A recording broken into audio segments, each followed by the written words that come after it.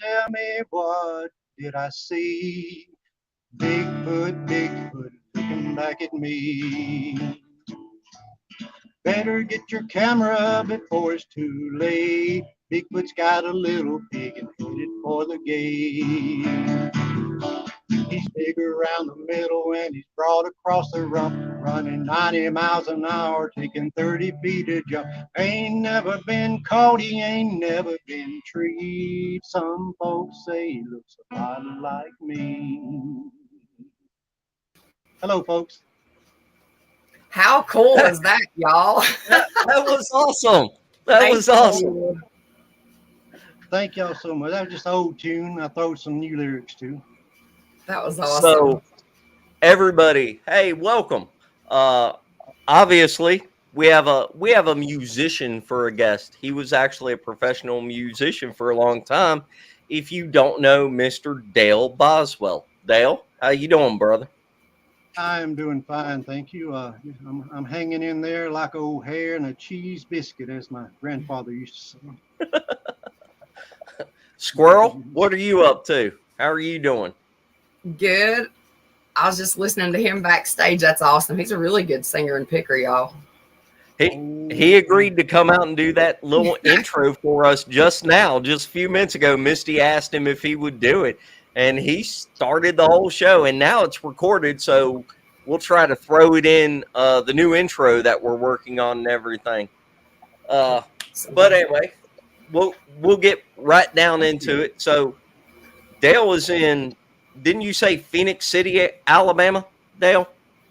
Yes, sir. I'm in Phoenix City, Alabama, which is right on the Chattahoochee River, right across from Columbus, Georgia, and Fort Benning. They call it Fort Moore now, but it's still Fort Benning in my book, you know.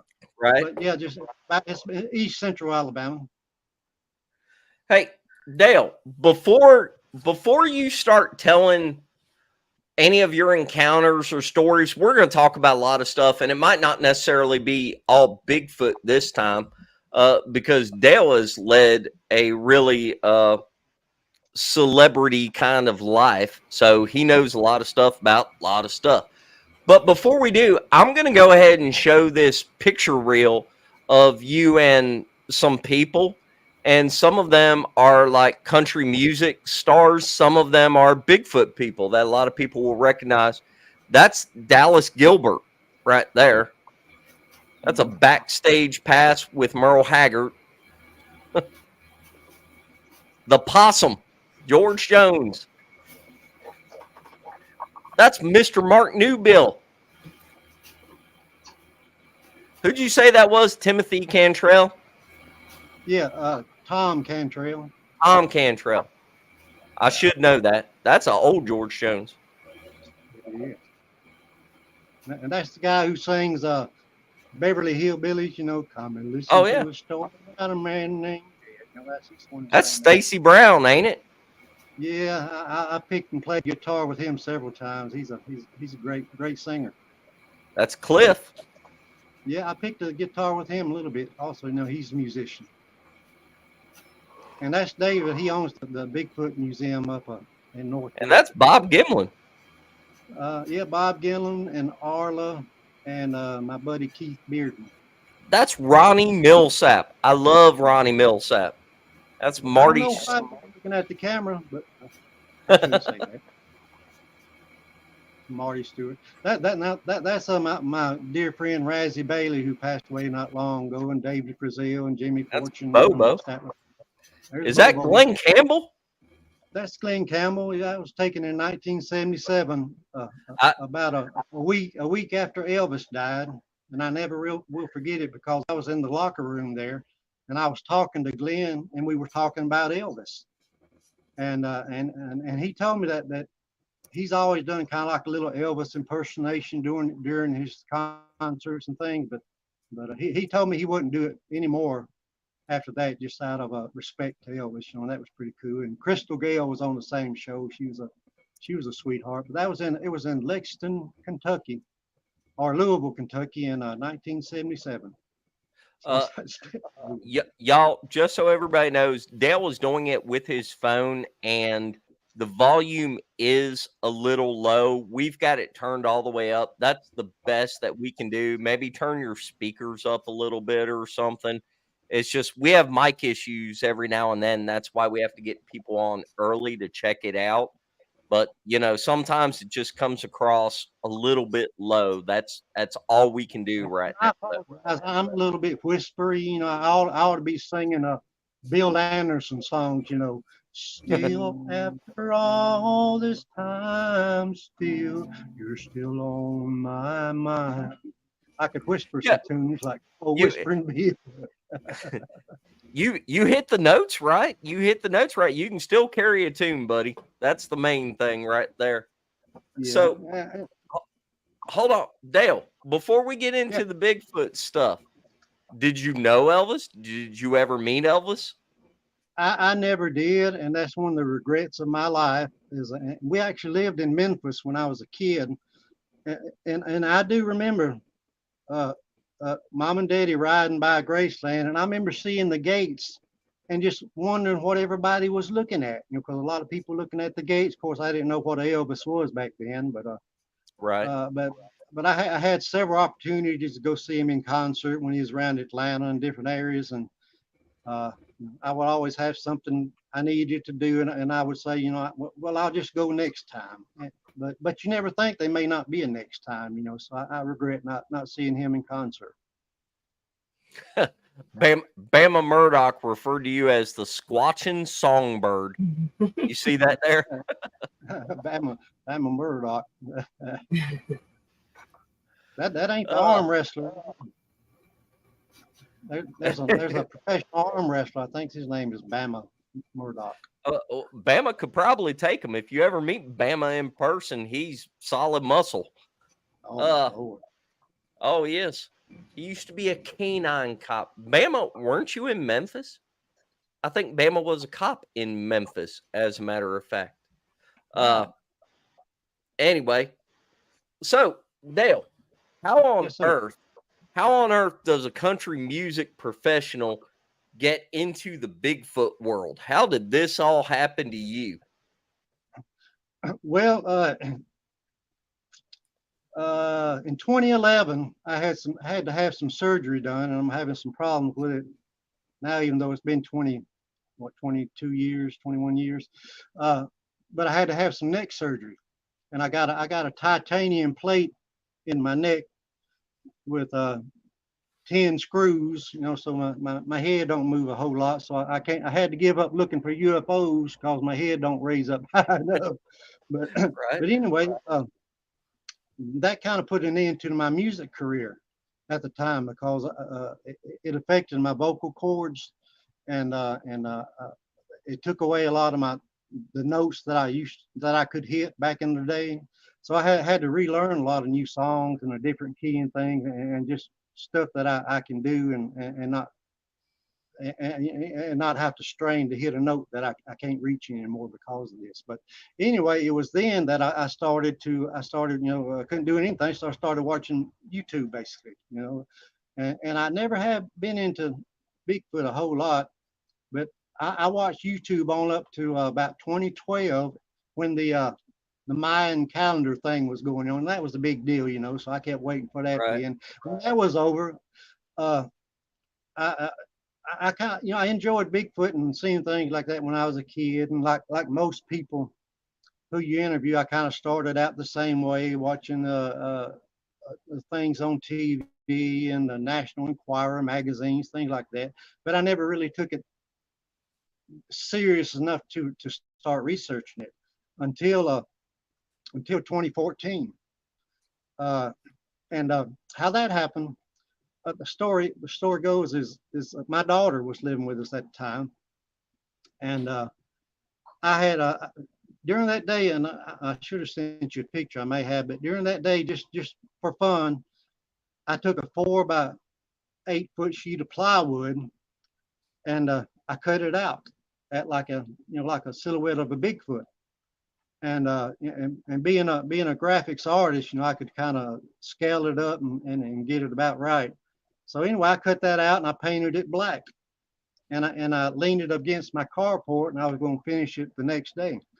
well, she come out that night, and well, actually, that next morning I was taking her to the doctor, and we got to the end of the driveway, and she said, "Let me ask you something." I said, "What is it?" She said, "Do we have polar bears in Alabama?" And I'm like, "What do you mean?" And she said, "Well, I come out about 2:30 last night on the front porch to smoke a cigarette." She said, "I looked over, and in the tree line looked to me like it was a polar bear looking at that thing that you built." And I'm like, wow, and even though I've read up and stuff about things, and I heard they were territorial and all, and she said it was white. But thing is that she don't know anything about Bigfoot, could care less about Bigfoot. But what she described to me is she saw a Bigfoot, especially the way she said it moved. And she said it went like this. She said it went, and it was gone. It wasn't walking away, it just like it was on skates. But she said it was white, the way she described it. And she said when you got down to the knees, she said, "You ever seen like a Labrador retriever, a white one that's been in the mud or something, and his leg kind of had an orange look to him from the dirt, whatever?" She said that's why it looked from the knees down, it's kind of an orange look. And it was then when I started actually researching, actually in around my house, in my area. And, because I live, way out in the country. And, I just never, you just never think they're going to be around your house, because you watch all these things. You got to go to the mountains somewhere, got to go hiking way off, miles out in the woods somewhere. And so once I started looking, I started finding tree structures back there. And since then, everything that I have recorded on video or the photographs I've taken and has been basically in my backyard. And I call it my backyard, my Boogerville. I call it Boogerville back there. Hey, and Dale, who is Robin Boswell? That's my wife. Well, hello, Mrs. Dale Boswell. She's do you have a channel? You have a YouTube channel? Do I? Yeah. Yeah. Oh, yeah. Yeah. I've got a YouTube channel. Mm-hmm. Well, we need to just Google Dale Boswell and it'll take you to it. Actually, there's two of them, and the one I need to get rid of, I don't hardly ever use, but the one that's got a picture of me with a black hat and a tuxedo on, that's the one I use mainly. But it's got a lot of stuff in there that you can look at. And I've never been one to push my stuff or publicize it. I may put it on YouTube, but I'm not going to.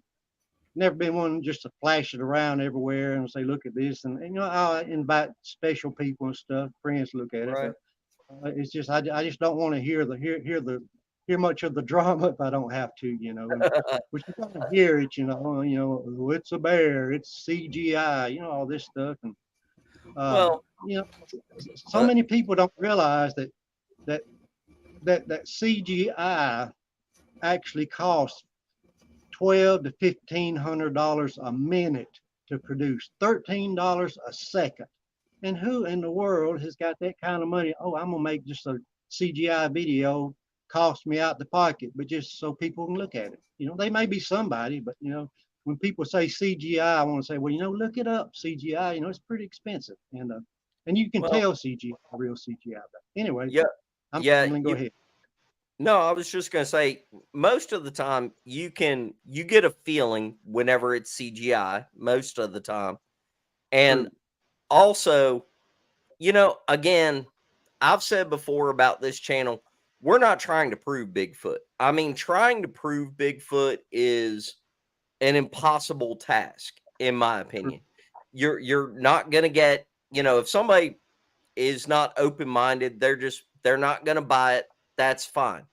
But for the people that really want to know about Bigfoot and, for those of us that actually go out looking for boogers and everything, that's what this channel is about. We're talking to people that have had real world experiences, in my opinion, and we just want to hear what they have to say. So we're not trying to prove it to everybody.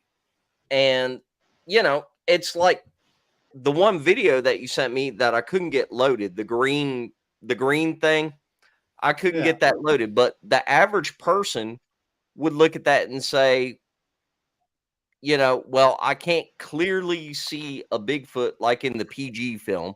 I can't Right. clearly see a Bigfoot, so therefore it's not a booger.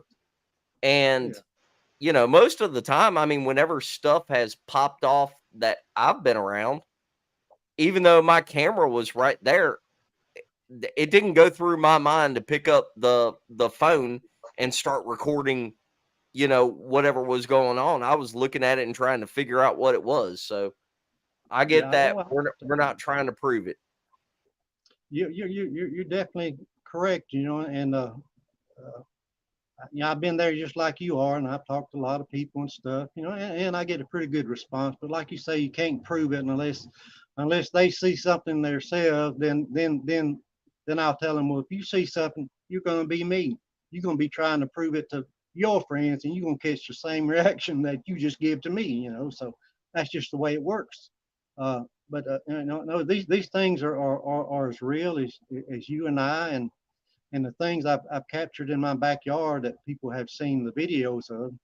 Uh, and actually, most of the videos and photographs I caught was by accident. I didn't see them at the time till I was, looking back over the video or the photos, and that's the way it's supposed to be. Because these things, they don't want you to see them, and that's why when people take a quick peek at something and didn't see something, well, that's exactly what the booger wanted you not to see. So you really have to look at stuff, and look at it hard and look, not just a quick peek and say, that's fake. Research, do the research. But you did actually see one. But I did. I actually, but with my own eyes, one time I actually had a sighting, and it was so it was something. It was, and I say it was a Bigfoot. It was so far back, it was a Bigfoot or spook or something. I don't know, but it was in 2018. And but after your daughter saw the polar bear, the yeah, possible white booger or whatever, how did you what happened after that? Like, kind of tell us, like, in order how it all came to happen. oh wow, man. Well, that day I couldn't wait to get home from the doctor, and I went straight through the woods just to looking. And I was talking to my wife Robin, and we were I got just in the tree line. I got this kind of like a gazebo thing that sits up off the ground, and I call it my booger hut. And that's where I'll go back and sit at night. Sit there, and it's got a roof over it, and just watch with my thermal camera or whatever, and just watch the critters going through the woods, whether it's a hog or deer or a raccoon or possum or what. But we were sitting there one day, and I was telling her about it, and we were talking about tree structures. And she pointed out in the woods. She said, "Like that over there?" I'm like, "Where?" And she said, "That over there." And I didn't see it, but it was one of the what do you call them, the asterisks, where, Yeah. where the trees are set up like a Yep. asterisk thing. And I said, "Oh my goodness!" And I really started looking and started researching more and learning more about the tree structures and things like that. And like I say, my backyard looks like a war zone with the trees that are broke, and the tree bends and the things that are going back there. And I've actually heard a couple of tree falls, maybe a knock or two. Ain't too sure, but the sighting that I had where I actually seen it was in 2018. And what happened? It was like 9:30 in the morning, and I had just walked out on my back porch, and I saw a pretty red fox was out in the field. And I had my camera, so I thought, I'm gonna pull a National Geographic here, and I'm gonna just follow that fox around, see if I can get a good picture of him. So I think this kind of added to it, because most time when I go out in the woods, you can't sneak up on these things. So I never made it a point of trying to be quiet. But this time I was being quiet just so I could follow the fox. Well, I followed a little ways up to the fence line that borders my property and a big old hunk of leased hunting property. And the fox took off down. There's a little road runs beside the fence, and he took off that way. So I just stood there a minute, and I put my phone back in my pocket. And it was such a pretty morning. I could see across the fence to where there was a like a little drop off, and the trees. The sun was shining on that area. I mean, like a spotlight. It's just so pretty. And this thing was running right there from my left to my right. And here's what I tell people how fast it was. If you'll take your eyes and turn them all the way to the left and move them as slow as you can to the right, ever how many seconds that is, that's how long I saw it. And it was gliding. You hear so many people saying that, but it looked like it was gliding through the woods. And I always say it kind of looked, like you've seen a movie trailer or making a movie and they put a camera on some rails somewhere so the camera be smooth. You'd have swore there were some rails back there in my woods and this thing was on there. But it was solid black. All I could see was the profile. I couldn't make out a lot of features, but it was leaned at like a 15-degree angle. And it was going, it was moving, but its head was tilted way back. And it was going in the same direction as that fox was. It disappeared. So I thought, later that, well, maybe that thing didn't see me, but it was after that fox. Right. But right at that second, you read about zapping and different things that they supposedly can do to you. But all of a sudden I got so confused, all the blood run and I wasn't scared, and it really didn't excite me that much. I thought it was kind of cool, like, oh wow, but the blood run to my face. And I'm not that far from my house. I could see my house through the woods, but I was so confused. I actually called a friend of mine to talk me out of the woods because I thought I was going to just pass out, and I've never felt like that before. And I finally made it to the house, and my wife, Robin, she thought I was having a heart attack or something, but come find out it was probably this anxiety. But I always say this is the kicker to that particular story. That afternoon, I actually had a doctor's appointment. So I went to my appointment and they took my blood pressure and all the things they do. Well, when she was taking my blood pressure, she took it 2 or 3 times. And finally she looked up, she said, "Mr. Boswell, are you okay?" And I said, "Well, yeah, I feel pretty good." She said, "Well, your blood pressure ain't never been this high." I thought, well, I ain't never seen a booger before either. Maybe it's got something to do with it. But right.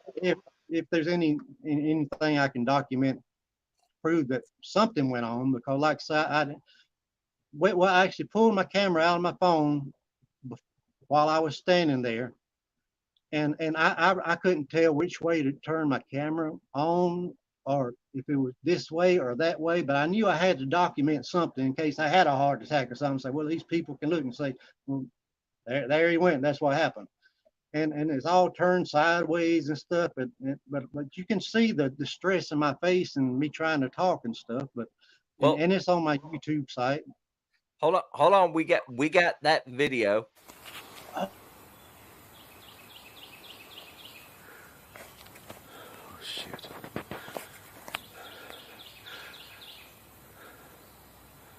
I saw him. I just saw him. Oh my god! Oh my god!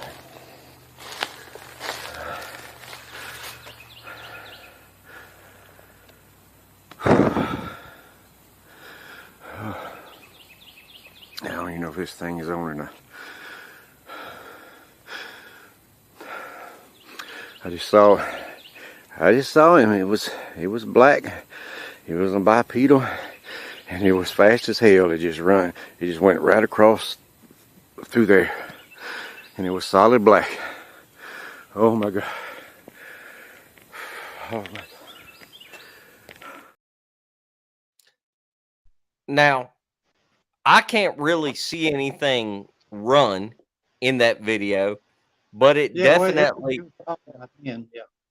it definitely speaks to your mindset at the time or whatnot. I imagine if I was all caught up like that, I'd have the phone sideways and Probably the phone probably be looking at me instead of out in the woods, and I wouldn't make no sense.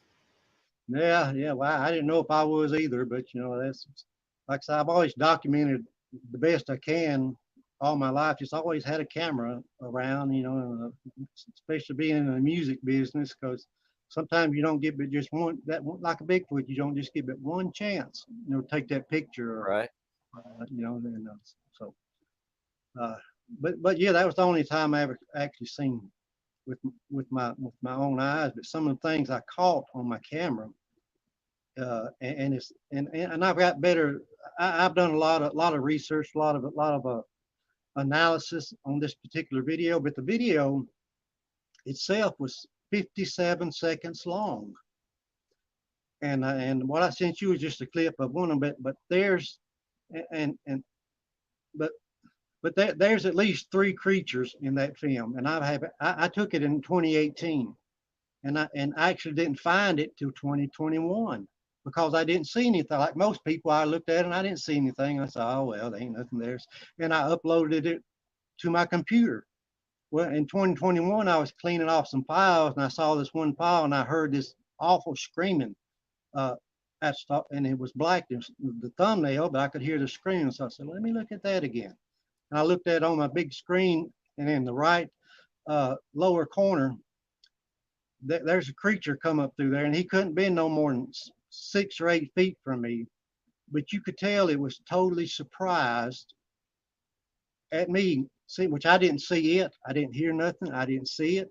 But you can see it in the film, and it's got a monkeyish face, and I only caught like from here up. I didn't quite get his chin, and that's how close the camera was. But his expressions was, it come in the camera, and it looked at me like, where you come from? And it took off, and I've got some photos also that I captured during that same time by accident, of course. And I zoomed in, got to looking around, and it looked like it might have been the same little bald-headed creature. I think it was a juvenile, but it's I mean, it was an old Sony handy camera, Handycam, what I had at the time, and here's what I did. Let me tell you this. This is, I don't know if this made a difference or not, but I had planned in my mind. I thought, next time I go out in the woods with a flashlight, I'm thinking, if somebody had a flashlight and they were shining it, and I was in the woods, I could see that flashlight and I'd be able to duck or get out of the way or something.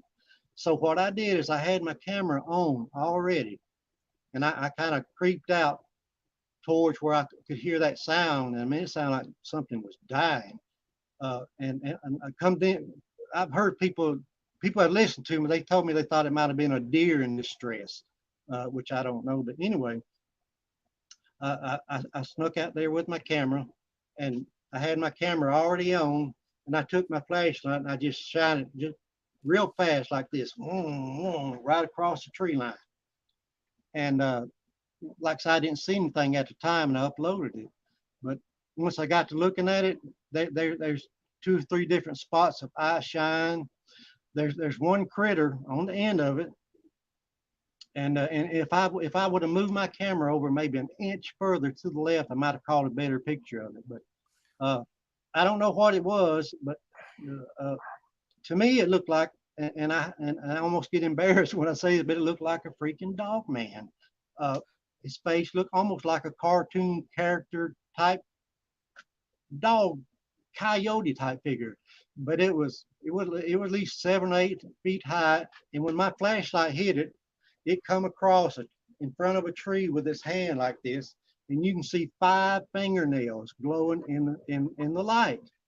And the way it come across the tree is a place that I could actually go measure, and where its hand come across, which was about at its waist, was head level to me. So and I never heard anything on it. Whatever it was, just turned and its hand come across, and it went into the dark woods. Yeah. But Is that on your channel? Is that video on your YouTube channel? it is. And like I said, I don't advertise a whole lot unless I talk to somebody, and I'll send it to them and say, check it out, look it out. And I have practically begged people to take this 57-second video and look at it like you're a forensic scientist. Look at every frame, look at it like I did, follow the light, and you'll see what I saw. I actually had an artist, and where he's at, a friend of mine in New Zealand, somewhere over there, but he's a pretty good artist. And I've seen him do some Bigfoot type sketches. So I sent him the video, and I asked him, I said, you know, just draw what you see, you know, because usually artists can see more detail. You know, they got that eye for detail, like a lot of folks don't. And what he drew and sent to him, and I'll send it to you. The original pictures was exactly what I saw. Not in person, but what I saw once I started analyzing it. And like I say, I can't prove nothing to nobody, but you know, I can say, you know, there it is, you know, and there it went. But it was exciting, you know. How you said that part of your property backs up to a hunting club? Is that right? Well, yes, it's some leased property, and you hear some hunters out there once in a while. How far are you from a water source? How far are you from a river or a creek or whatnot? Not far. I'm in walking distance to a big old lake behind my house. Actually, my kids have been back there before. I've never been back there because it's not on my property, but they've snuck back there before, and I've looked at some Google photographs, you know, of my property, and I can see it back there behind the lake. But one thing, talking about that, and this was another picture I tried to send you, this Google picture. But one of the things that I think I may be having so much activity is if you look at that picture and look at the green, the trees and stuff, it's like an hourglass, and it comes down to a little narrow spot, then it goes back out. But right in that narrow spot is where my house is at. Right. And it's the best spot to go across the highway and hit the woods again, is right there by my house. You know, if you go above or below, you got to go across some big yards and people's houses and stuff, whatever. And I always, you know, think they just come through here apparently. Exactly. You might be in a pinch point where that's the best spot for them to come through. I really believe. I've heard that from a lot of people, and looking at the terrain and everything, I mean, it does kind of make sense. Yeah, I've said several times, you know, I say, well, if you ask where does a Bigfoot cross the road, I'll say right there in front of my house. and it very well might. Yeah, did it pay attention to you? What you said looked like a dog man. Whenever it walked by, did it acknowledge that you was there, or? No, it just took off. You know, like you see it in the camera. You can see where its hand comes around, and you can clearly see it's a freaking head. It's not. I mean, you see the fingernails lit up by the flashlight, and it's not 5 lightning bugs following each other. You know, and if you look close, you can see the darkness of the arm where it goes on into the creature, whatever. But whatever it was, it never took off. And there's one other thing, and this sounds so unbelievable, and you know, almost embarrassing to tell people, but in the same film, and I'll get this stuff to you somehow. But right when that booger come across in front of me, something raised up beside me, and the reason I could tell, I took this film and I give it 100% brightness, and you could still see the boogers in there, but it brought this out, and I swear it looked like a gorilla was right beside me, and it was like it was floating, and it come up and went away from me, and it's there in a you can see it where it blocks the trees off and things. I'm like, what?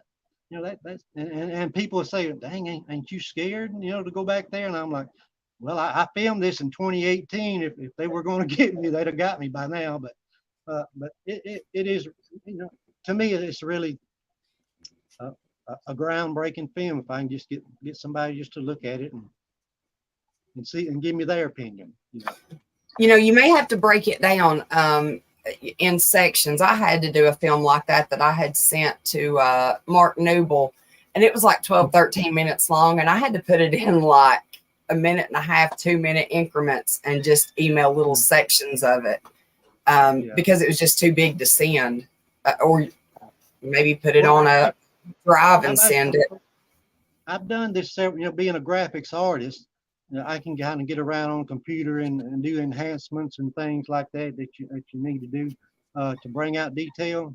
And I've actually broken this film down in several parts to show it. And like I said, all that's on my YouTube channel too. But there's a part that shows the Dogman area, and the right off to my right there was like 2 sets of eyes that was on the other side of me, and you could see them in the woods moving around. I don't know what they were. It could have been anything, but what I think, whatever this was screaming back there in my woods attracted these critters. And I just believe all my heart that they wouldn't pay me no attention. They were like, what is it? Is this dinner? Is it something caught up in a fence? Maybe on down in the woods, but that's just one of my theories. But I'll be sure and get this stuff to you and let y'all take put an eyeball to it. Yeah, thank you. And as far as audio, I've only caught one audio. I don't know. Did you get that one where I sent you the audio? I got it, but I couldn't download it. It just whenever. So just so anybody knows, for future reference, if you're doing something that somebody's going to do a podcast, if they're using StreamYard, number one, you need to email it to them. And number two, it needs to be in like MP4 format. Like StreamYard won't even take movie format for whatever reason. And the audio stuff, it really has to be in a specific format. Like it's very difficult to load all this kind of stuff to StreamYard and show it and everything. I did hear the one video that you sent me, Dale, which I know is on your website. That one video, I would actually like to get the raw audio and show that on a spectrograph, because that's pretty good. You've just got it on a video clip, but that one's pretty good. I'd like to be able to show it on a spectrograph so everybody can see the difference. I've actually had a couple people analyze it, and one was, I can't never pronounce his name, but it was some with an Monongahela. That's him. That's him. He actually analyzed the whole audio, and he was kind of like in between. He thought that he said he couldn't say there wasn't no Bigfoot in there, but he wasn't for sure. But it was definitely very interesting to him. And other people like my buddy Chris Noel, he looked at it with some spectrograph stuff. But I'll be glad to send it to you and let you take a peek at it. But it was the story behind it. If you want me to go ahead and tell that. Sure. Is up from my house now. There's a road called Wild Man Bottom Road, and the first time I seen it, I thought, there's no people named Rose for a reason, whether it's after a person or what. And I thought, why did they call this Wild Man Bottom Road? So I started riding up and down that road, and it goes back in the woods, across some creeks, very squatchy area. And I take my 4-wheel drive and ride back through there. And my truck sound like it's old school. It's boom, boom, boom, boom, boom, boom, boom, boom. So if boogers around, they're going to hear it. But anyway, this one time is my uncle come up from Florida, and he wanted to go boogering. So I said, well, let's go down here to Wild Man Bottom Road. And I took my wife's car, which was quiet, and I went to the same spot I usually go and park by the bridge and by the creek. Looked across the big old field, and I had my son-in-law with me, and he's got a pretty high voice. So I told him, I said, Jim, I said, I want you to holler just as loud and long as you can get. And he got a high voice anyway, and that's what you hear at the start of the audio. You hear him.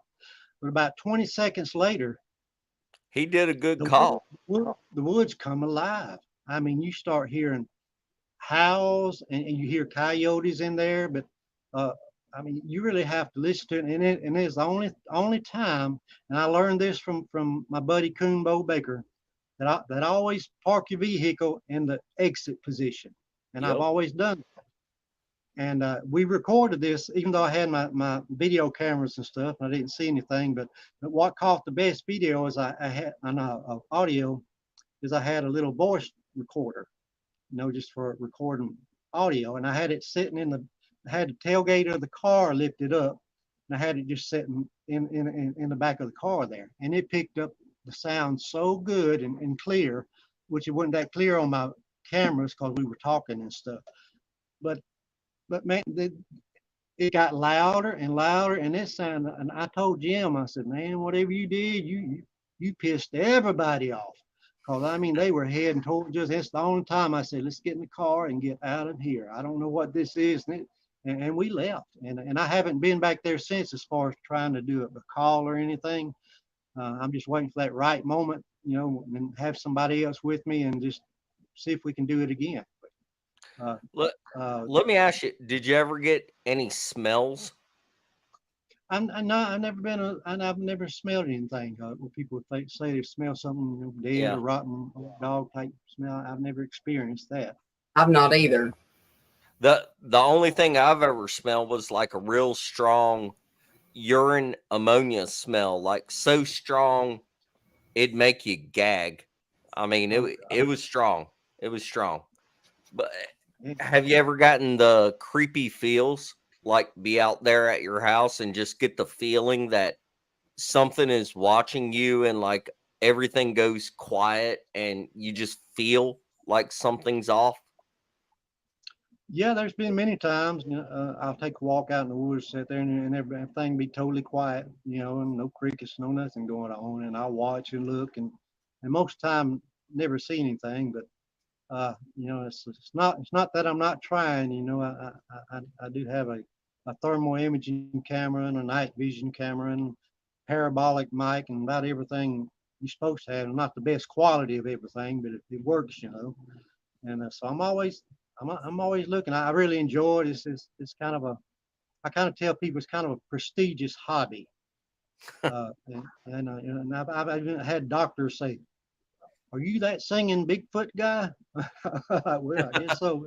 I guess that would work. The squatching songbird. Yeah, I like that. Yeah, well, I think Bama said that, the squatching songbird. Yeah. Look, Misty. Look, you got flack from this Friday. Yeah, that's about right. And I can't believe Mark Green called me an asshole on his channel. Like, did it live on YouTube and everything. That's because you'll learn, Dale. Spencer really is an asshole.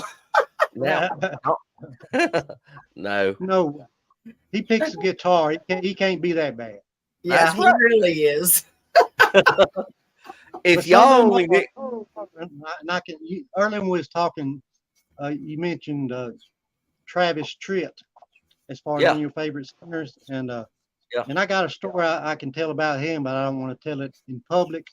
But I've been around him 3 times. We worked shows with him. We've opened shows for him and Marty Stewart, and but he's I don't know if maybe he's just having a bad day every time, but he's the biggest asshole I've ever tried to meet as far as a celebrity, And I want to hear. Do you have any stories you can tell about some other music celebrities? Do you have any stories? Well, a lot of story, but it's old school, because I was raised in the old school country music, the Merle Haggard, Buck Owens, Loretta Lynn days, that type of stuff. Back in the 70s was my music, and I got to be really good friends with some of them. Like Razzie Bailey was a good friend of mine, and Razzie had like 13 #1 hits, and he passed away last year. And Freddie Hart, Mr. Easy Lovin' was a dear friend of mine.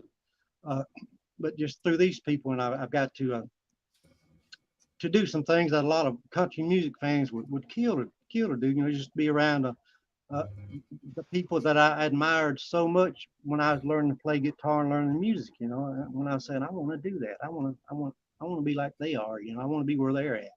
Uh, but there's a story. If you, I don't know if you remember Fair and Young, but remember Uh, old school Fair and Young? Is that too old oh, for you? yeah, I guess so. I don't know the name. Yeah, he's really big back during the day. What about Billy Ray Cyrus? Oh yeah. Yeah, I wasn't too impressed with him, but yeah, I know who he is.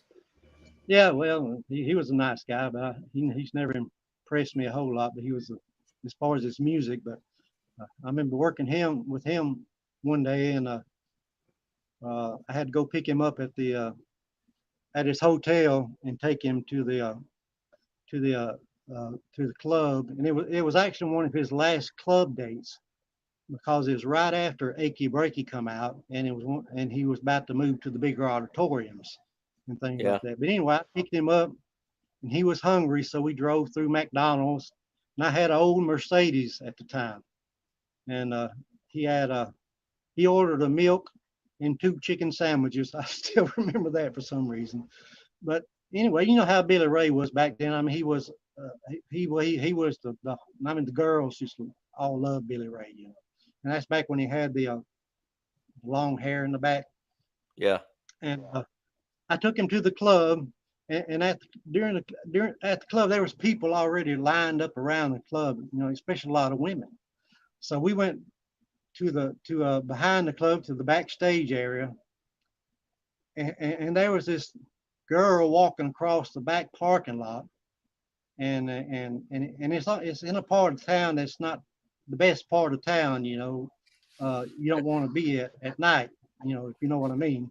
But So she, she you was know, a she put lot on lizard. a bony looking thing, had big old boots bigger than her legs and tassels on her dress and old greasy hair, you know, and I even talk about it. But Billy Ray looked at her and he went, damn. I'm like, dude, what part of Kentucky are you from? I said, you didn't see all them women out front, you know? And but he was just, I couldn't believe he did that. And that was so funny. You know, he was like, ooh, yeah, okie dokie. But he was a nice guy. And I think that was during the time Miley had just been born, or she was right before she was born. So it's been a that while back. that ain't helping the story any. And anybody that orders milk and chicken sandwiches from McDonald's obviously got poor taste. But anyway, That's true. uh, he's more famous than me, so what do I know? Yeah, yeah, absolutely.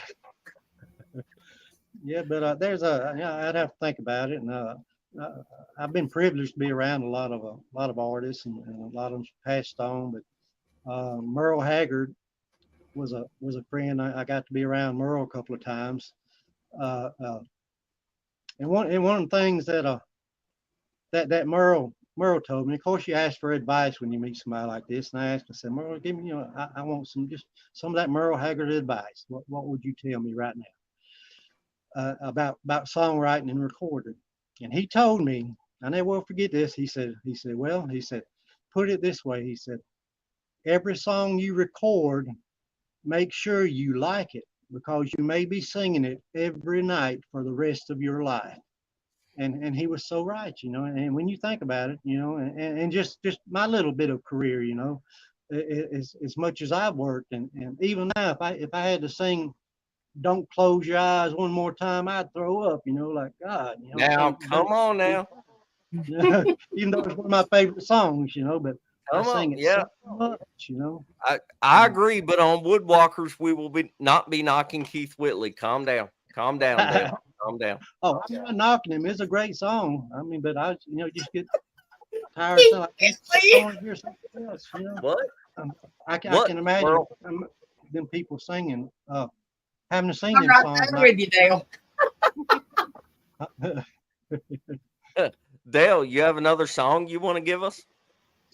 No, I hadn't thought about it, and uh, don't know. I'll have to think about it a second, see what I can Oh, come up with. now But I put you on the spot. Me and Misty will talk for a second. Come on, Dale, come up with a yeah, song, man.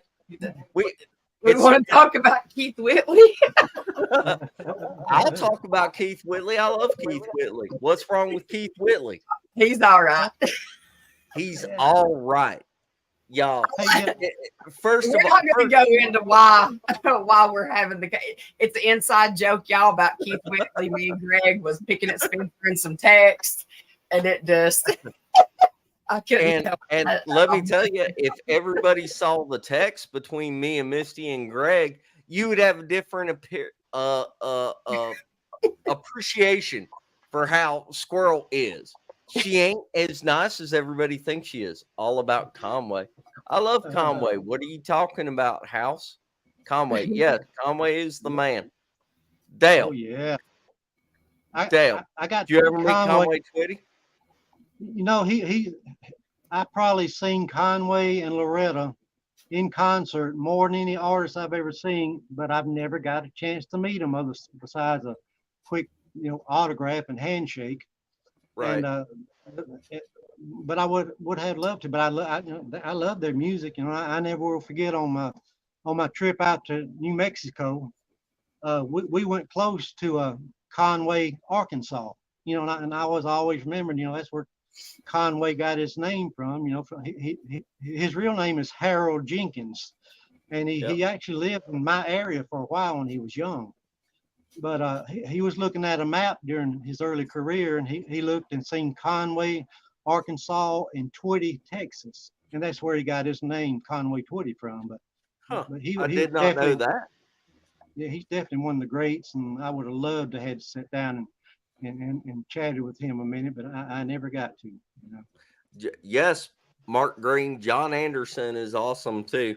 I mean, this is for people that appreciate like real country music, though, not the modern stuff they call country. Oh my gosh, I can't even stomach the new stuff. I got to meet John Anderson once, and he was a real nice guy. Him and Sandy Pinkard was with him. There used to be a duo called Pinkard and Bowden, and they would take songs and make funny songs out of them, like the old George Jones song about "She Thinks I Still Care." You remember, it was one of his biggest songs. Yeah. They rewrote it as "She Thinks I Steal Cars." They would do funny songs like that, and I've done a few because it's just funny to do things like that. But yeah, John Anderson was a nice guy, and he was, in my opinion, one of the last true, vocalists that you could hear the first two notes and you knew who he was. Yeah. A lot of artists today, I wouldn't have an idea who they are. They all sound alike to me, And a lot of the music sounds alike. There's no definition, but this show's supposed to be about Bigfoot, Dale. I think Wild and Blue is probably my favorite song that he sings. Which one? John Anderson. John Anderson. Yeah. Oh God. Seminole Wind is probably my favorite. Yeah, he was a nice guy. Of course, they're all human, and I've heard some stories where people were at John Anderson's house and things like that, and everybody's not always in a good mood all the time, but that's just the stories you leave for your book, We were just at Greg's house, and I was about to kill Misty with a rock, so I can understand. We're not always in a great mood. Sing us a song, Dale. Come on. Well, did I sing you the Armadillo song? No. We just did that earlier when we just talked before the show, right? Yeah. Well, let me do that again. Let me do that one again. All right. Let me do this is a song I wrote, and the story behind it is many years ago I was doing a radio interview here in Columbus, Georgia. And of course, I had my guitar in the studio, and they would back then they couldn't play your records too much, there's so much politics in music, but that's another story. But anyway, he asked me, he said, Dale, said, as a songwriter, what inspires you? And I looked and I said, you know, it don't take much. I said, listen to this song I'm working on. And I did this. Well, I have never seen a live armadillo sitting on the side of the road. They've always got their feet just sticking straight up in a dead little armadillo pose. Could be playing possum, I'm just saying, I don't know. But I have never seen a live armadillo sitting on the side of the road. One time I saw Elvis, he was shopping at a discount store. Bigfoot lives in my backyard and Batman lives next door. Seeing is believing, and I believe in UFOs, but I have never seen a live armadillo sitting on the side of the road. And that's about all of it I had written at the time, but it was so weird. Before I could finish the song, the phone lines were lighting up. Other DJs were coming out of other offices that were listening in, and they all said, "My goodness, when you gonna record that? I want a copy of that song." And I'm like, that's the stupidest song I ever wrote in my life, you know. But it just I've just always enjoyed writing, you know, parody type songs. And one day I'm gonna get in the studio and go ahead and record that. When I keep saying I'm gonna do it, I just hadn't done it yet. But that was and it's true. It's true. I mean, how many armadillos have you actually ever seen just sitting on the side of the road? They always upside down with the feet, you know, sticking straight up. You know, you rarely ever see a live one. You know, at one time I thought there was a truck coming out of Texas dropping dead armadillos off on the side of our Alabama roads. You know. Well, we don't have armadillos in Virginia, but I've seen a few of them at LBL, and they weren't just sitting there on the side of the road; they were bouncing like through the air. Yeah, that's true. That's true. Yeah. Well, my voice ain't what it used to be. I'm a little whispery, but I hope it's coming out decent. And no, you're good. Rocks at me. Hey, one thing real quick. You mentioned about you being in New Mexico. Yeah. And I would like for you to talk about what y'all saw down there, because you were with Mark Newbill and Brenda Harris in New Mexico. And those are some people to be with. If you want to see boogers, those are some people to be with. Oh yeah. It was in 2017, and I called it the Booger Tour, you know, and I actually had some hats and shirts made up that I gave to some friends and stuff along the way, because we had a couple of stops between here and was it Farmington, New Mexico, I think, where she's at. Brenda Harris. But Brenda's such a sweetheart, and she's so informative, and you know she knows what she's talking about. But anyway, what she did is she took us up on a mountaintop, and with a native shaman, you know, went with us up there, and Mark and Jim built a nice campfire and everything, and sitting around and stuff, and this shaman, he would actually he liked my music and had heard some of my records before, and I'd have to sing him a song, then he'd sing me a song. But he would sing it, you know, like, hey, you know, how in their language. And then he would explain what he was singing about, and a lot of stuff he would tell me was about the Sasquatch, and things about, you know, their beliefs and their spiritual systems, and what they believe these critters are. And I mean, we had an awesome time. My daughter went with me. Thank goodness, because it was a long drive, and she drove and enjoyed every bit of it. But up on the mountain, while we were during the night, we were sitting around just talking, eating some chicken, and I had a camera, not a unipod, I guess. It's just one stand that you put your camera on, like a walking stick, and it broke. And to stand on the hillside, my old bud, I needed something to kind of balance on a little bit, walking around and step in the gullies and up there or the potholes, whatever. But I picked a stick up off the ground. It's pretty big round stick, and about 6 feet long, and I was going to use it just as a walking stick, basically. And I remember asking Brenda, everything was so spiritual up in the mountains, the way she was telling us, and I asked her, I said, do you think I can take this stick home with me? This would just be a cool souvenir, because I know I'll never be on this mountain again, and it'd just be something I can keep. And I got it hanging in my living room right now. But she said, ask the mountain if it's okay, and that's what I did.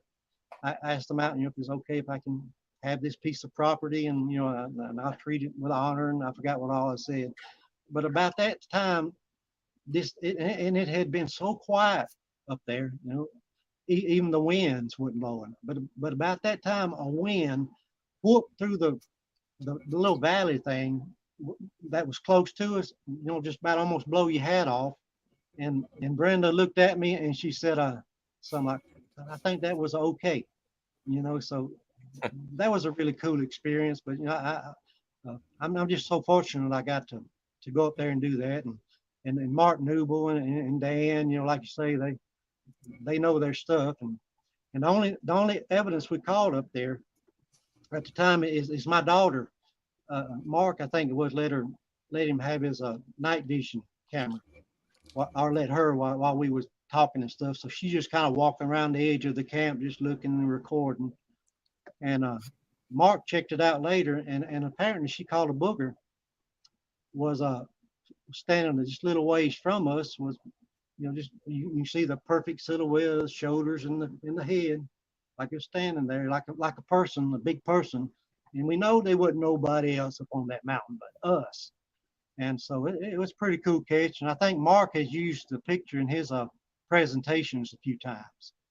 But that was an awesome trip, trip of a lifetime. Yeah.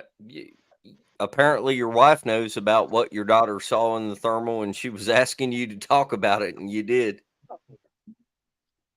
Yeah, that's what it was. It was. And my wife, she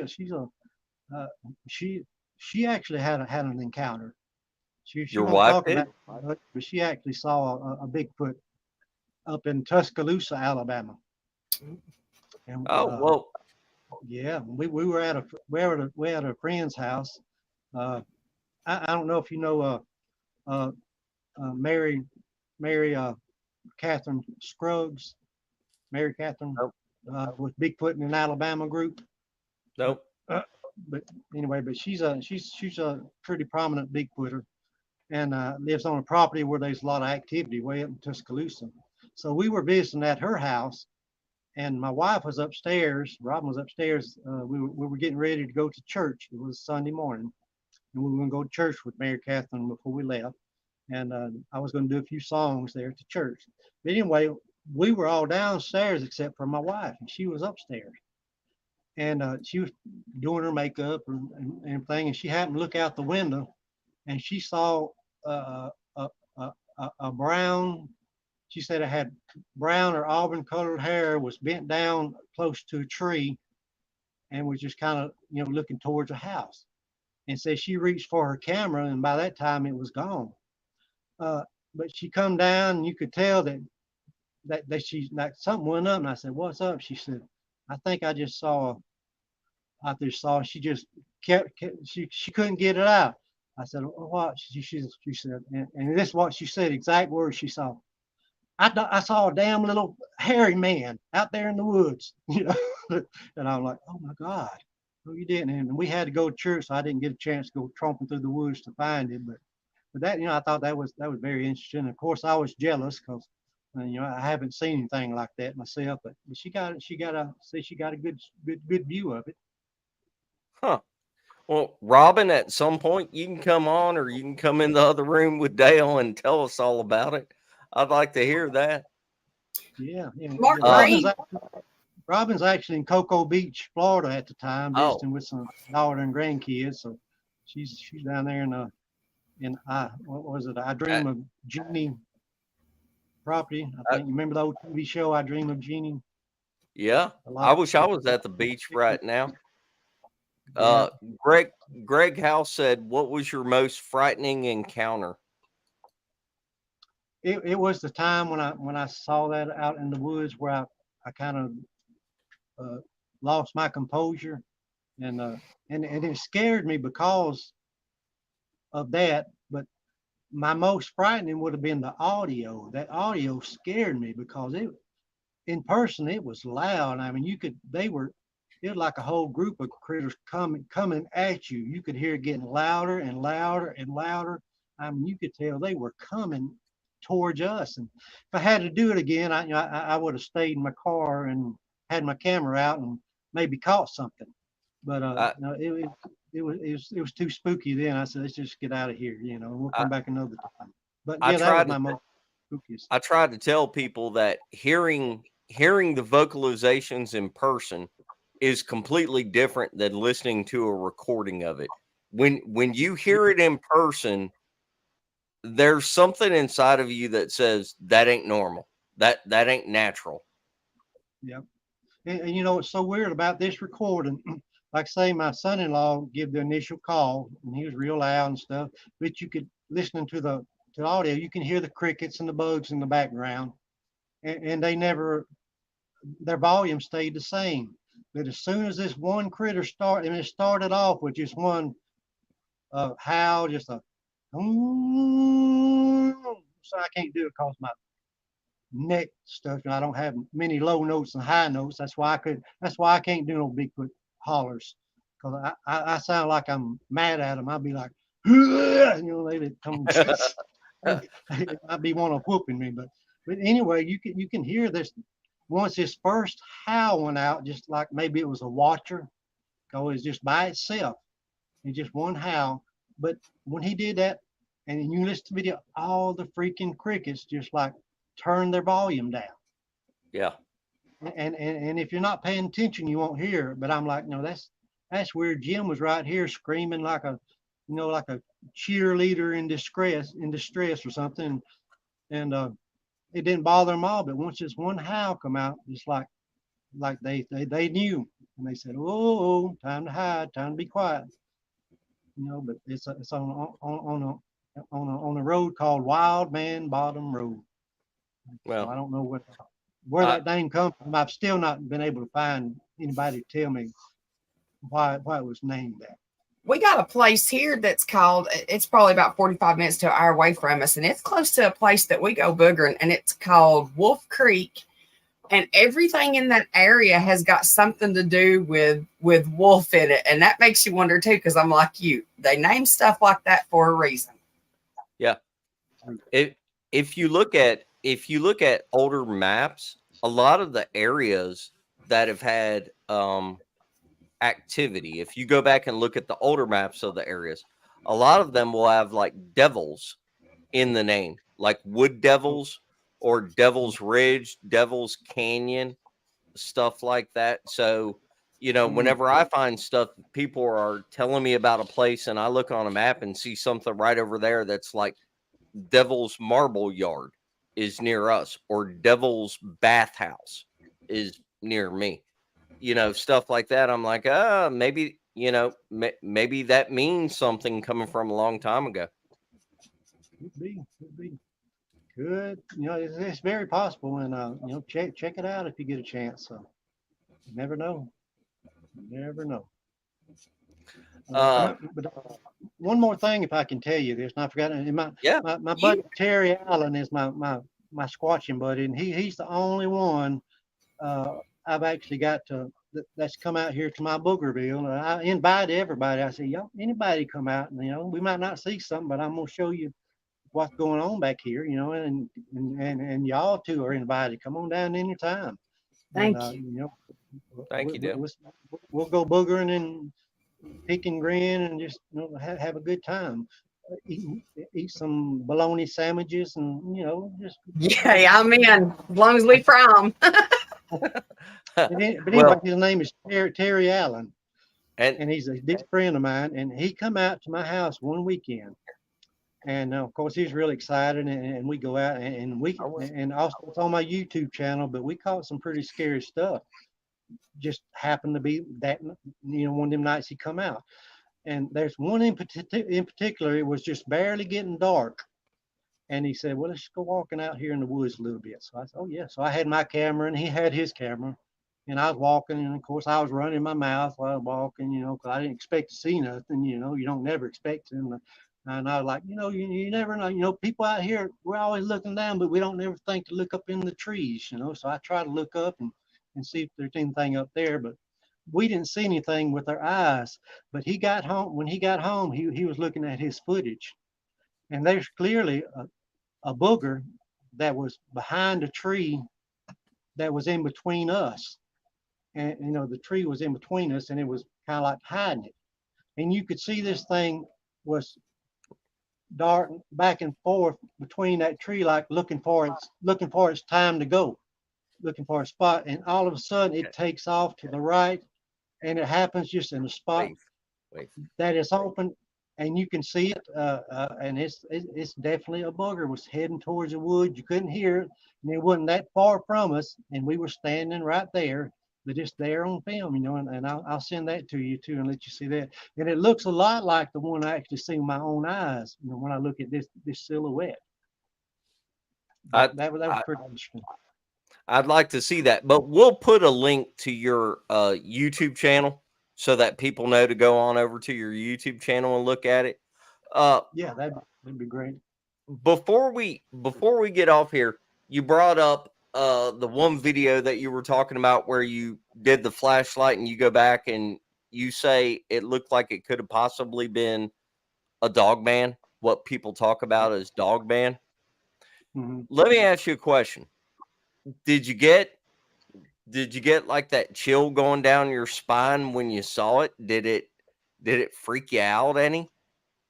Well, like I said, I didn't see it in person, but Right. actually, when I looked at it on my computer, when I seen all that, I literally almost cried. It freaked me out, especially when I seen the little booger in the corner come up and look at me, and it was so fast, and actually, it almost looks like fog, looks like a little misty spot running through the woods when it comes up to me, and looks, and this is one of the reasons why I believe that their hair somehow, and I've heard, I think Doug Hychick talk about stuff like that and but I think their hair actually absorbs or deflects light, even the darkness. I think this thing looked like it absorbed the darkness, and that's why you couldn't hardly see it. And looking back, it looks like just a fog bouncing through the woods there.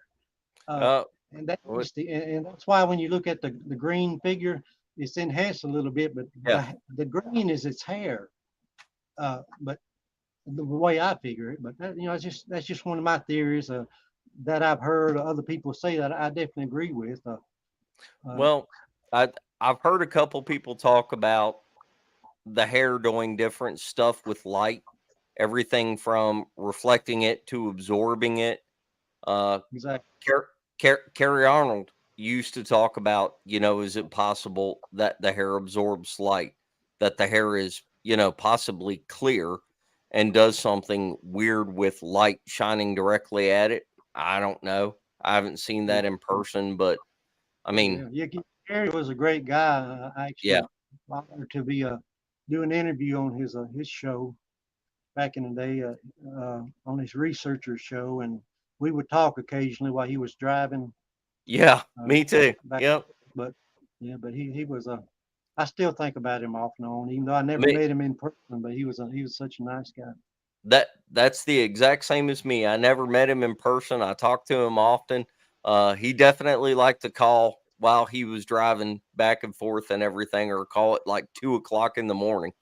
Yeah, he was a great guy though, and he had a lot of insight into stuff like the hair and everything like that. He had a lot of theories, and I don't know what's right exactly, but I mean, it does kind of make sense. I mean, if the hair would absorb light, that would explain why a And lot of people can't see them. that documentary he made, that movie, little documentary called 168 Hours. Yeah, yeah. Remember that? I was honored to design the logo for him, the Oh 168 yeah, hours. So I that's didn't kind know of that. cool. Yeah, yes, I've designed a lot of logos in my day Wow. and time, as being a graphics designer and illustrator, a lot of people don't know this, but you've heard of, Charbroil barbecue grills, right? Yeah, yeah. I own one. Charbroil. Yeah. Oh, do you? Well, next time you go out there and you look at the logo on it, just say Yeah, Dale Boswell helped design that logo there. really. Because I worked for Charbroil for many years as a Wow. graphics artist and designer, designing their packaging and illustration. I actually did the assembly instructions for a while, but yeah, I've lived a Oh, oh, Forrest Gump type life, not intentionally, but I've always just figured if there's something you want to do, just do it. I've never been to college to be a graphic artist, but I've made a living at it, and can do a lot of things that the college guys can do, and some that they can't do, like get on a drawing board with pen and ink. Like when I started out, it was drawing board, pen and ink. I was drawing the nuts and bolts and how to put the barbecue grill together. it, But you're probably the reason why I couldn't figure out how to attach the vent cover to my last grill. It's probably your fault, Dale. it probably See, is. I always tell people, told you, Dale, I always he's tell nice though. I'll tell Hey, folks, hey, I put them where their engineers told me to put them at. They're the ones who design them and build the grills. So, uh, but before we get out of here, is there anything else you want to touch on? Is there uh, anything else you want to talk about? Lord, I think I've run my mouth about enough, and I do appreciate you letting me talk about my, Oh my no, music thank you, thank you. and not many get to do that. I know when I did an interview on Doug Highchick's show, the Untold Radio, and Yeah, actually the name of the show was "What Does Country Music Have to Do with Bigfoot?" which I thought that was real cool. And there's a song I wrote and recorded, and you really need to look this up. But I wrote and recorded it back in 2006, I think it was. But it's a song called "My Soldier Prayer," and it's a tribute to our fallen soldiers. And it gets a lot of airplay even now during Memorial Day type events, or at the funerals of our fallen heroes and things like that.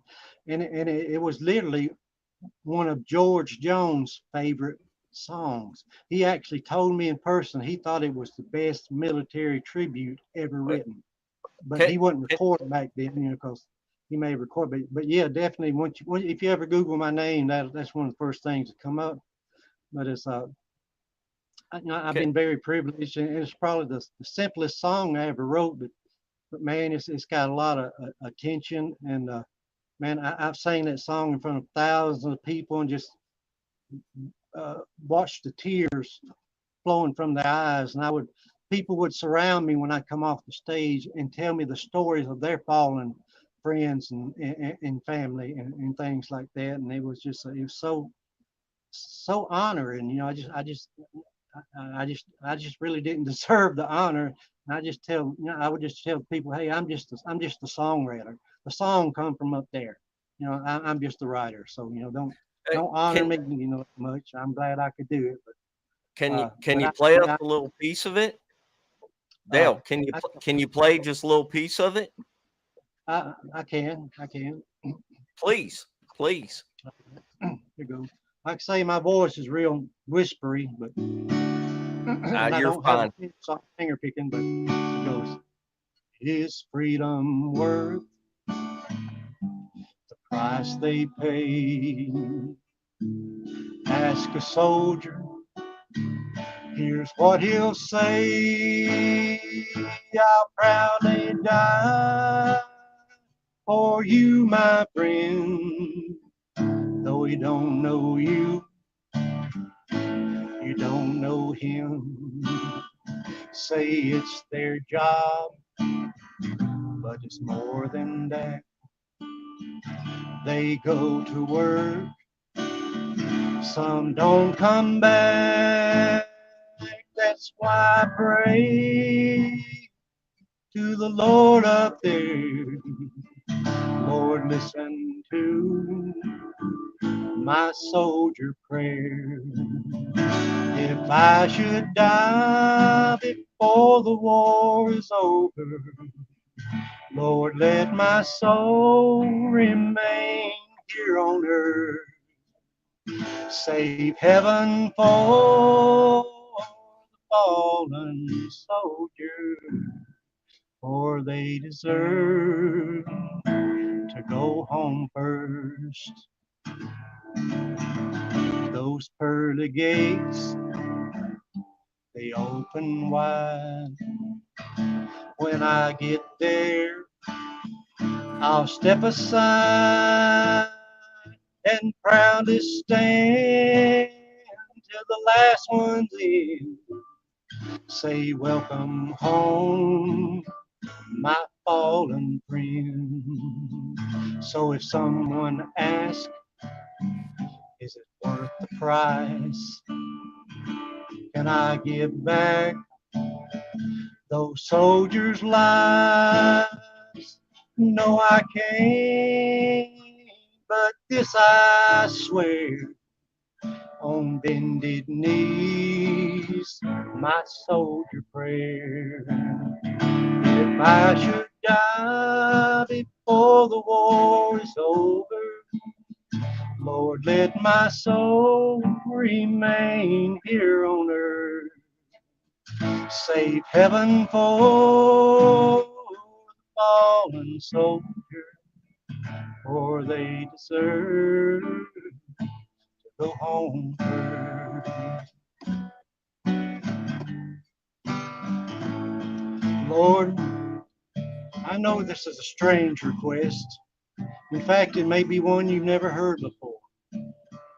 But if you listen for a minute, I'll try and explain.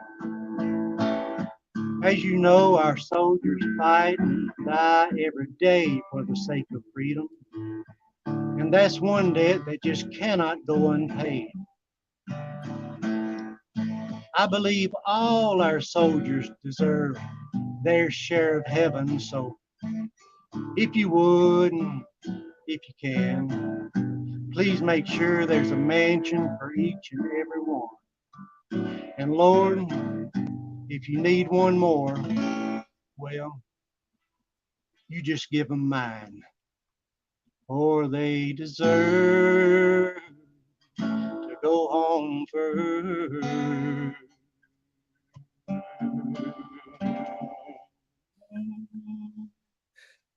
Dale, That was beautiful. good job, Dale. That was awesome, man.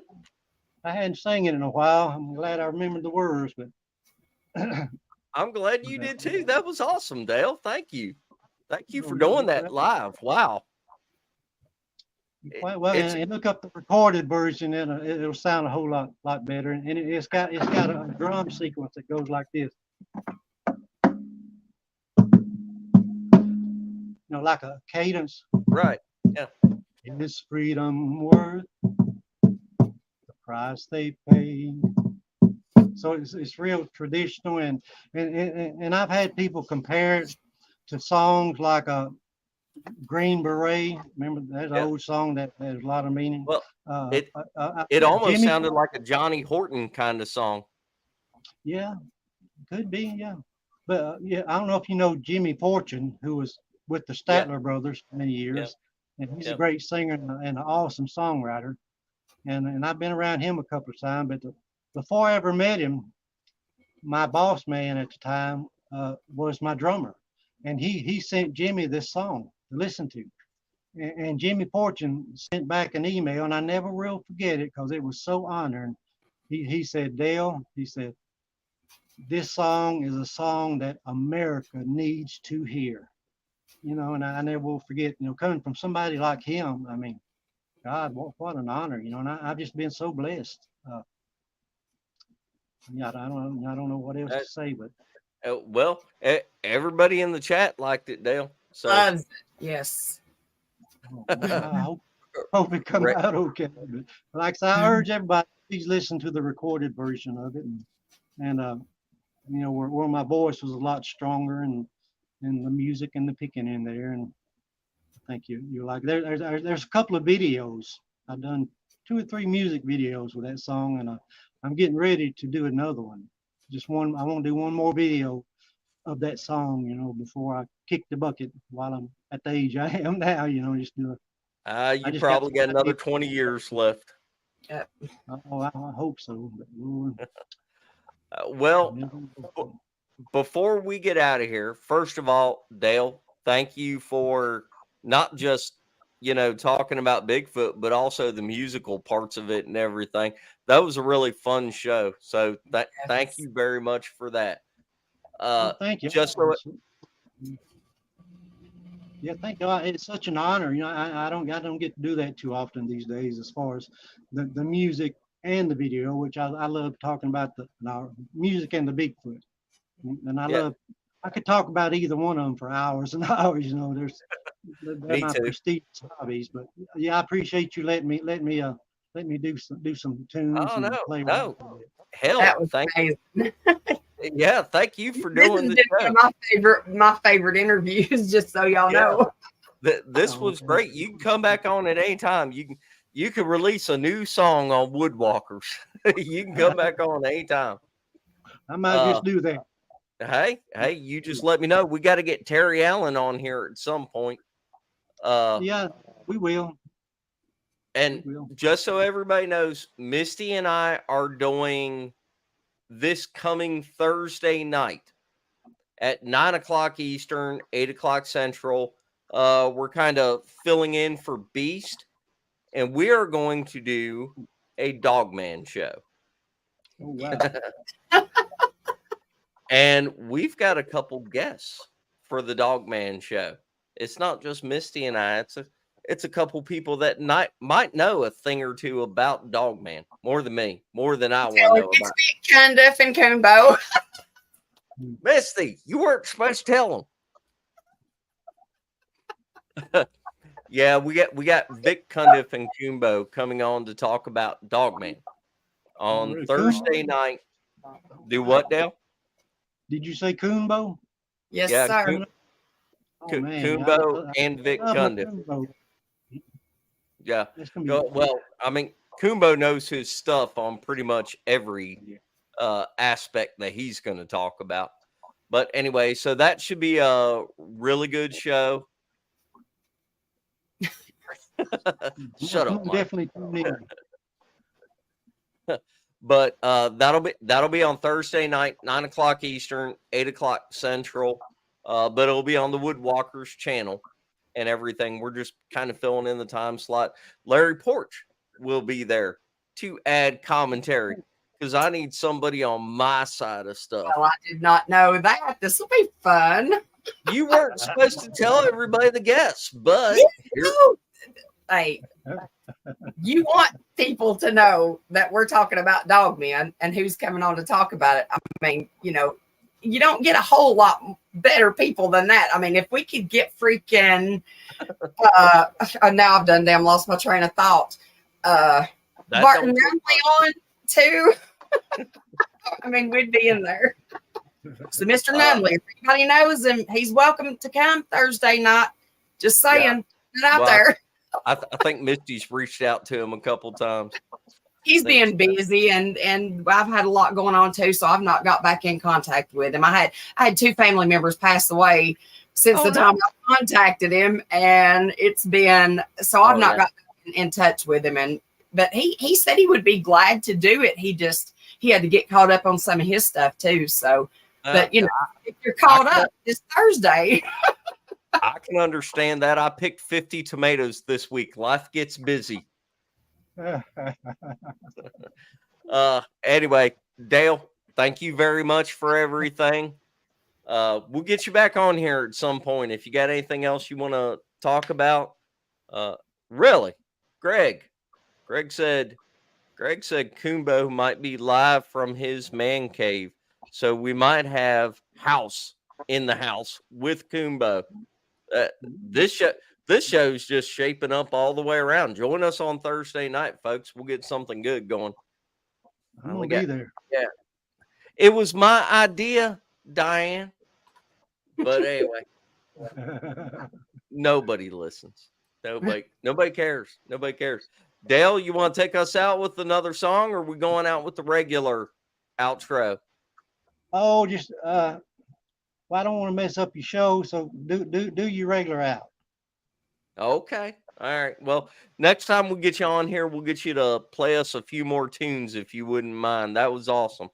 Hey, don't go back. Stay backstage just a second before you Stay on the show backstage for a minute, Dale, after it's all done.